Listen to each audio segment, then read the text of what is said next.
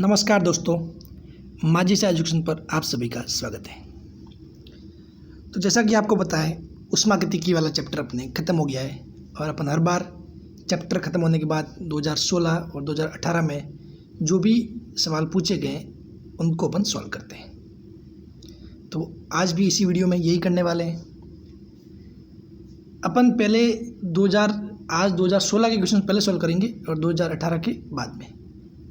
चूँकि रीज़न ये है कि ये एकमात्र एक ऐसा चैप्टर है जिसमें 2016 में क्वेश्चन थोड़े इजी थे, थोड़े मतलब इजी लेवल के थे, मतलब इतने हाई लेवल के क्वेश्चन नहीं थे। और 2018 में इसका लेवल थोड़ा अच्छा था, मतलब ज़्यादा हाई जो नहीं बोलोगे, मतलब थोड़ा अच्छा था, ठीक है। और 2016 के बाकी चैप्टर के मुकाबले ये वाला चैप्टर थोड़ा ईजी आया था। तो 2016 के 3 क्वेश्चन है और 2018 के 4 क्वेश्चन, टोटल 7 क्वेश्चन अपन सॉल्व करेंगे, ठीक है। तो पहले स्टार्ट करते हैं 2016 के 3 क्वेश्चन। चलिए, तो पहला क्वेश्चन क्या कह रहा है, एक आदर्श गैस के लिए नियत दाब पर विशिष्ट ऊष्मा कितनी है Cp और नियत आयतन पर विशिष्ट ऊष्मा Cv है। तो इनका संबंध कौन सा सही संबंध, तो सीधा सा फॉर्मूला बेस पर सवाल है। आपको पता है Cp माइनस Cv बराबर कितना होता है R, मेयर संबंध सभी को पता है, मैंने बताया था मेयर संबंध। तो Cp बराबर कितना हो जाएगा, जब Cv इस साइड लेके जाओगे तो Cp बराबर क्या आएगा, Cv plus R, Cv plus R। इसमें कोई दिक्कत वाली बात नहीं है, ठीक है। तो कौन सा ऑप्शन राइट होगा, दूसरा, Cp is equal to Cv plus R, ठीक है। अब एक नेक्स्ट क्वेश्चन ये कह रहा है 30 डिग्री सेल्सियस ताप के एक गोज यानी कि सिंक और 90 डिग्री सेल्सियस ताप का क्या स्रोत के मध्य कार्यशील एक प्रतिवर्ती ऊष्मा इंजन की दक्षता, क्या पूछा है इसने, ऊष्मा इंजन की दक्षता। तो आप सभी को पता है ऊष्मा इंजन की दक्षता का formula 1 minus T2 upon T1, जहाँ पर T1 क्या होता है, T1 होता है आपका उच्च ताप, किसका होता है, स्रोत का, किसका होता है, स्रोत का। तो स्रोत का क्या देगा 90 डिग्री सेल्सियस, तो 90 सेल्सियस को जब आप केल्विन में बदलोगे तो क्या आएगा, 273 जोड़ दो इसमें, 273 प्लस 90 यानी कि 363 केल्विन, ठीक है। और T2 किसका होगा, तापमान सिंक का, जो हमेशा निम्न ताप पे होता है।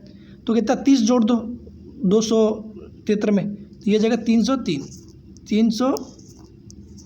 केल्विन, ठीक है। अब कुछ नहीं करना, एफिशिएंसी कैसे आएगी, N is equal to 1 minus T2 upon T1, यानी कि T1 minus T2 upon T1, ये हो जाएगा। अब देखो T1 कितना है 363, T2 303, घटाओगे कितना आएगा 60, और T2 कितना नीचे 303, ठीक है। अब इसको 3 से काट दो तो 60 कितनी गया 20 बार, और 60 गया कितनी बार 20 बार, ठीक है।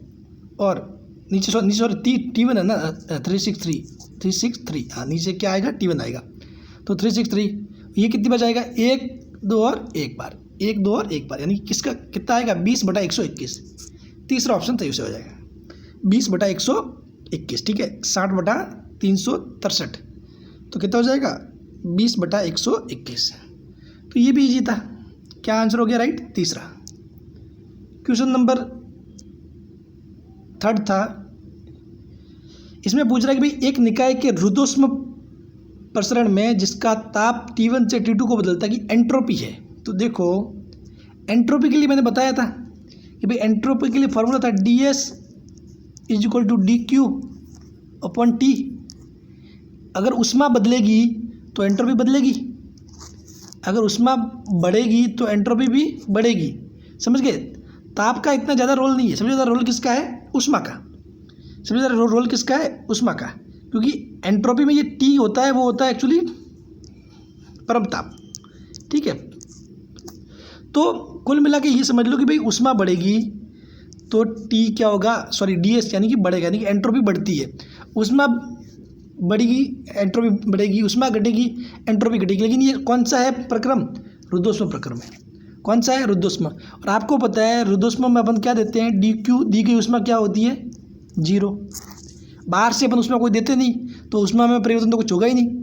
तो जब ऊष्मा ही नहीं बदलेगी तो एंट्रोपी भी नहीं बदलेगी, साफ बात है। 36 का क्या होगा, यानी कि तीसरे का 3 ऑप्शन, तीसरे का क्या होगा, ऑप्शन 3। ठीक है, तीसरे का क्या रहेगा, 3 वाला। क्यों, क्योंकि जो एंट्रोपी है वो किस पे डिपेंड करती है, ऊष्मा पे। अगर ऊष्मा बढ़ेगी तो एंट्रोपी बढ़ेगी, ऊष्मा घटेगी तो एंट्रोपी घटेगी, यानी कि ऊष्मा बदल रही है तो एंट्रोपी बदल रही है।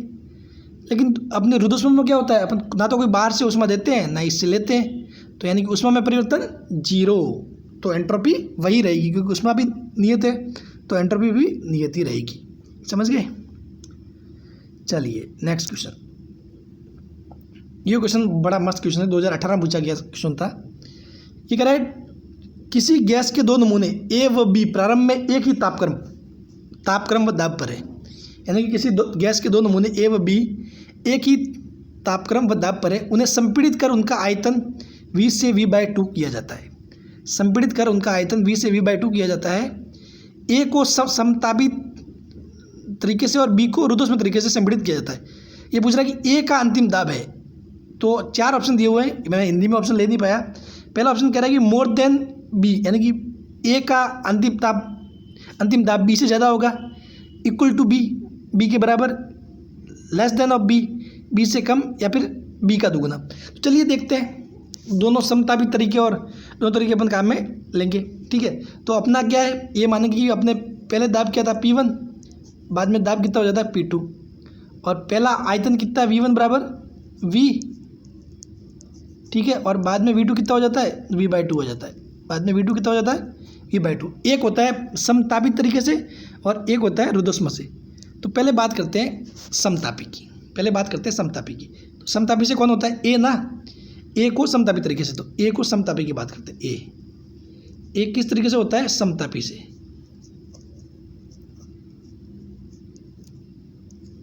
तो समतापी में आपको पता है, समतापी यानी कि PV बराबर C, PV बराबर नियत, PV इक्वल टू C हो गया, यानी कि क्या हो जाएगा, P1 V1 is equal to P2 V2, P1 V1 is equal to P2 V2। तो अब मान रख दो, P1 V1 कितना है, V है, P2 और V2 कितना है, V/2, V2 कितना है, कितना हो जाता है, V/2 हो जाता है। तो यहाँ से देखोगे तो P2 क्या आ रहा है, P2 आएगा यहाँ से 2P1, P2 क्या आएगा 2P1, देखो V से V कैंसिल और 2 साइड जाएगा तो P2 आएगा 2P1, यानी कि समतापी में क्या हो रहा है, जो अंतिम दाब है वो स्टार्टिंग वाला दाब था उसका दुगुना हो रहा है। चलिए ठीक है, अब यही चीज़ करते हैं किससे, रुद्धोष्म से। तो बी वाले में कौन सा होता है प्रक्रम, रुद्धोष्म वाला।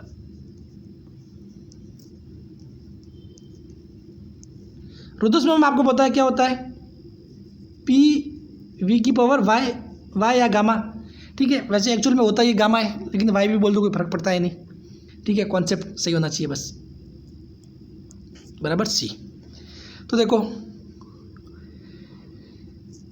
मैं समीकरण लगाऊंगा, P1 V1 Y बराबर क्या हो जाएगा, क्योंकि नियत है, मतलब P1 V1 हो या P2 V2 हो सेम रहेगा, तो P2 V2 Y। ठीक है, अब देखो अपने जो P1 है वो तो P1 V1 कितना है, V की पावर Y, और P2 और V2 की जगह क्या लिखूंगा मैं, V/2 की पावर Y। ठीक है, जब यहाँ से आप सॉल्व करोगे और आगे तो ये आएगा P1 V की पावर Y और ये P2 V की पावर Y/2 की पावर Y।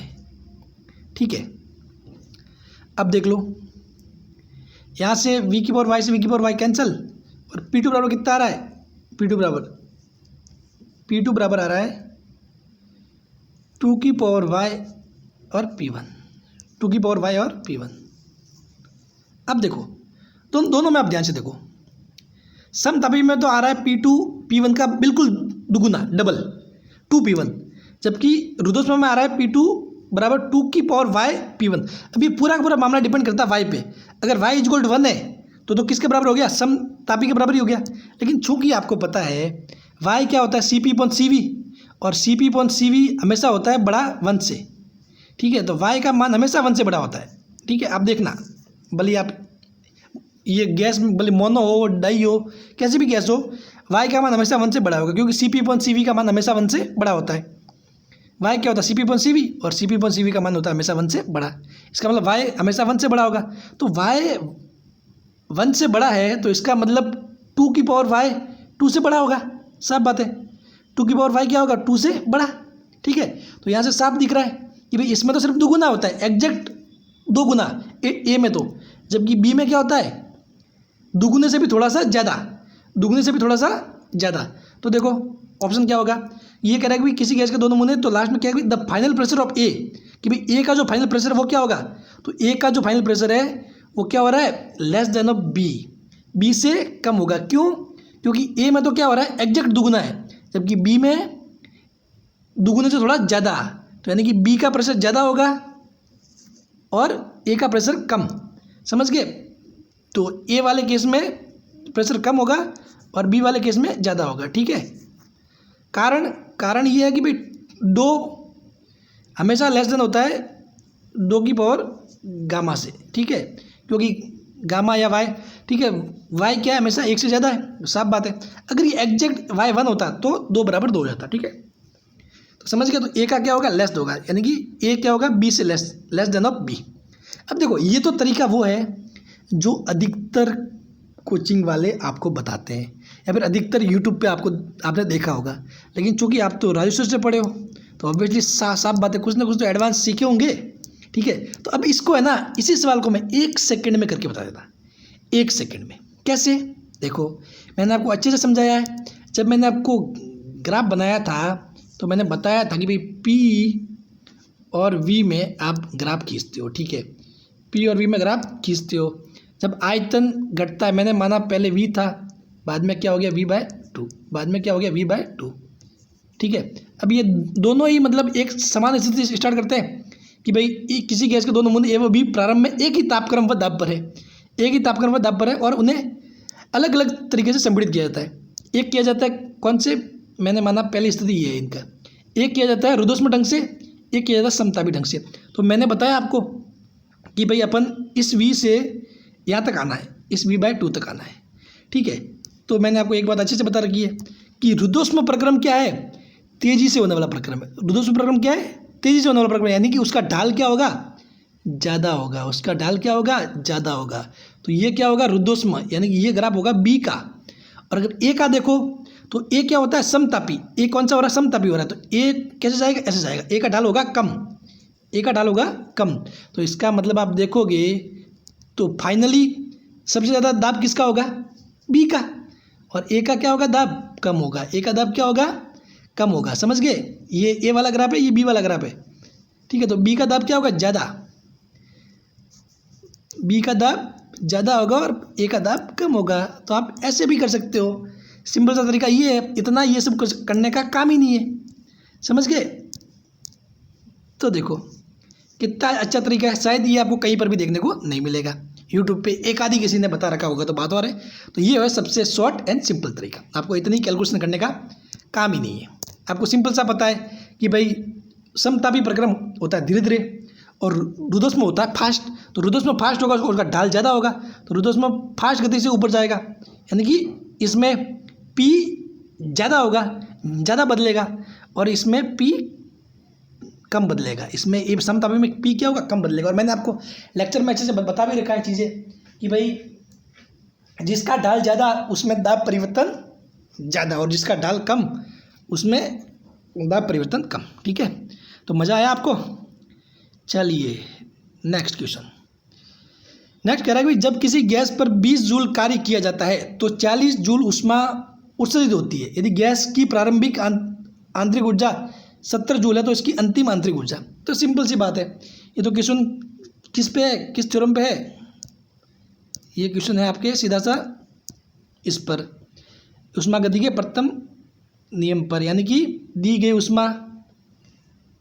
ऊष्मा बराबर किया गया कार्य प्लस आंतरिक ऊर्जा में परिवर्तन, आंतरिक ऊर्जा में परिवर्तन। अब देखो जब किसी गैस पर 20 जूल कार्य किया जाता है, यानी कि तथा 40 जूल ऊष्मा उत्सर्जित होती है। तो मैंने बताया था यदि गैस को ऊष्मा देते हैं तब तो डेल्टा क्यू क्या आएगा, पॉजिटिव। अगर ऊष्मा लेते हैं तो क्या आएगा, नेगेटिव। तो देखो 40 जूल ऊष्मा उत्सर्जित होती है यानी कि बाहर जा रही है, तो ली जा रही है, उससे बाहर ली जा रही है, तो क्या आ जाएगा -40 बराबर।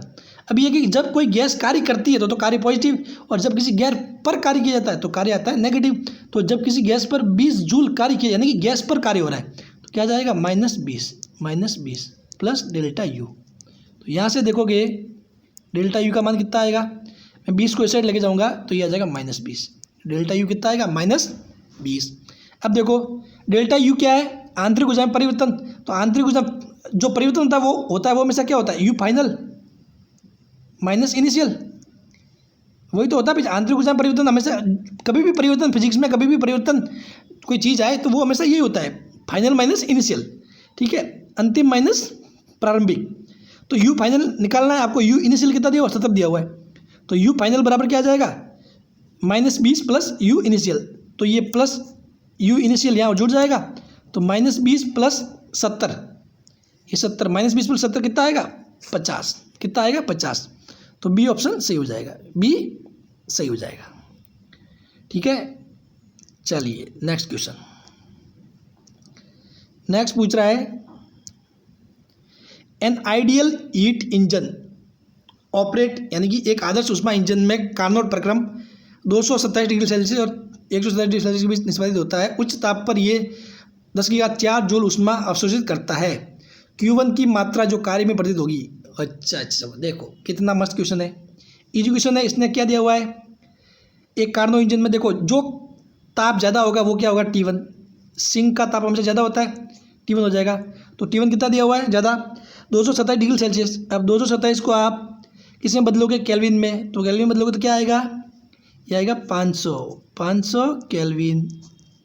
ठीक है, फिर क्या दिया हुआ है, T2 कितना दिया हुआ है कि किसका, सॉरी ये 500 केल्विन किसका होगा, जो स्रोत का, और T2 जो तापमान कम होगा वो किसका होगा, सिंक का। सबसे ज़्यादा तापमान किसका होता है, स्रोत का, उसके बाद लेस कितना होता है, उसका होता है लेस होता है सिंक का। ठीक है, तो T2 मतलब 127, इसको आप केल्विन में बदलोगे तो कितना आएगा, 400 केल्विन। कितना आएगा, 400 केल्विन। ठीक है, और क्या दिया हुआ है इसने कि इट एब्जॉर्ब 10⁴ जूल, यानी कि ये क्या करता है, उच्च ताप पर 10⁴ जूल ऊष्मा अवशोषित करता है। यानी कि जो Q1 जो ऊष्मा लेता है वो कितनी है, Q1 बराबर 10⁴ यानी कि 10,000। ये चीज़ें दी हुई है। अब ये पूछ रहा है कि निकालना है कार्य, कि भाई Q1 जो ऊष्मा मिली है उसका कितना वो कार्य में चेंज करता है। तो आप सभी को पता है N इक्वल टू क्या होता है, N इक्वल टू W/Q1 बराबर 1 - T2/T1। ठीक है, आपको निकालना क्या है, निकालना है कार्य पूछा है। तो कार्य पूछा है तो आपको पता है Q1 दिया हुआ है, T2 T1 दिया हुआ है, तो काम ईजी हो गया। Q1 कितना है, 10,000 1 माइनस कितना है, T2 दिया हुआ कितना है अपने पास, T2 आया अपने पास 500 केल्विन। ठीक है, T2 आया 500 केल्विन, सॉरी T2 है 400 केल्विन, और T1 कितना है 500 केल्विन। T1 कितना है 500 केल्विन। ठीक है, ये कितना हो जाएगा, 4/5, और जब आप घटाओगे तो ऊपर जाएगा 5, 5 - 4 1, तो 1/5 हो जाएगा, 1/5। तो यानी कि W बराबर क्या जाएगा, 10,000/5, 10,000/5 मतलब 2,000। तो क्या जाएगा कार्य, 2,000। क्या जाएगा, 2,000 जूल, 2,000 जूल। समझ गए, क्वेश्चन इजी था। अब देखिए लास्ट क्वेश्चन। तो देखो ये थ्योरम है, जो ये क्या बोलते हैं, कार्नो इंजन जब मैंने पढ़ाया था, जब मैंने उसमें देखना सेकेंडरी लाइन मैंने लिखवाई थी कि दो समान ताप के बीच कार्य करने वाले सभी उत्क्रमणीय ऊष्मा इंजन की दक्षता क्या होती है, समान होती है, बराबर होती है। समझ गए, इसमें तो कोई सोचने वाली बात ही नहीं है कि भाई अगर एक ऊष्मा इंजन ए है, एक ऊष्मा इंजन क्या ए है जो किसके बीच कार्य कर रहा है, T1 और T2 के बीच कार्य कर रहा है। दूसरा ऊष्मा इंजन बी है, ठीक है, वो भी किसके बीच कार्य कर रहा है, T1 और T2 के बीच। तो दो समान तापों T1 T2 यहाँ पर भी है, और और T1 T2 यहाँ पर समान ताप का मतलब कि भाई T1 T2 इस केस में भी है और T1 T2 इस केस में भी है, तो इन दोनों के मध्य कार्य करने वाले ऊष्मा इंजन की दक्षता भी क्या होगी, समान होगी। क्यों? क्योंकि दक्षता अपने किस पर डिपेंड करती है, सिर्फ और सिर्फ T1 और T2 पे। बाकी ए क्या है, कैसा इंजन है, क्या है, उसके ऊपर कुछ भी फर्क नहीं पड़ता कि जो ए जो कार्यकारी पदार्थ है वो क्या है, मतलब ए और बी क्या चीज़ है उससे कोई फर्क नहीं पड़ने वाला। उसमें इंजन कैसा है उससे भी कोई फर्क नहीं पड़ने वाला, किस पर डिपेंड करी चीज़ें, सिर्फ T1 और T2 पे। तो यही तो है थ्योरम किसकी, कार्नो थ्योरम। ठीक है, तो कार्नो थ्योरम क्या बोलती है कि दो समान तापों के बीच कार्य करने वाले सभी उत्क्रमणीय ऊष्मा इंजन की दक्षताएं समान होती है। ये पूरा एक लाइन है बस। तो देखो क्या होती है, तीसरे का ए बराबर होती है बस। बाकी ना तो प्रयुक्त ईंधन पर निर्भर करती है, ये भी गलत है, दाब पर भी निर्भर नहीं करती और आयतन पर भी निर्भर नहीं करती, सिर्फ किस पर निर्भर करती है, ताप पर। ठीक है, तो अगर ताप समान है, इसने पहले बोल दिया दो समान ताप, तो ताप समान है, इसका भी T1 T2 और इसका भी T1 T2, तो दक्षता भी क्या होगी, समान होगी। अगर सी भी ऐसा कोई इंजन है जो T1 और T2 के बीच काम कर रहा है तो इसकी भी दक्षता क्या होगी, समान होगी। ऐसे कितने भी इंजन है, सारे इंजन जो T1 और T2 के बीच कार्य करेंगे उनकी दक्षता समान होगी। चलिए, तो फिर मज़ा आया। तो ये थे 2016 और 18 के सवाल। ठीक है, आपको कैसा लगा? मुझे नहीं लगता कि अगर जिसने भी मेरा लेक्चर ढंग से पढ़ा है उसको इन सवालों में दिक्कत आई होगी। ठीक है, तो चलिए आपका व्यू जरूर रखें, कैसा मज़ा आया कि सवाल कैसे सही से हल हो रहे नहीं हो रहे, और 2022 में भी ऐसे ही आएंगे। ठीक है, यहाँ पर भी कुछ एक्स्ट्रा चीज़ें नहीं होने वाली। ठीक है, so thank you so much.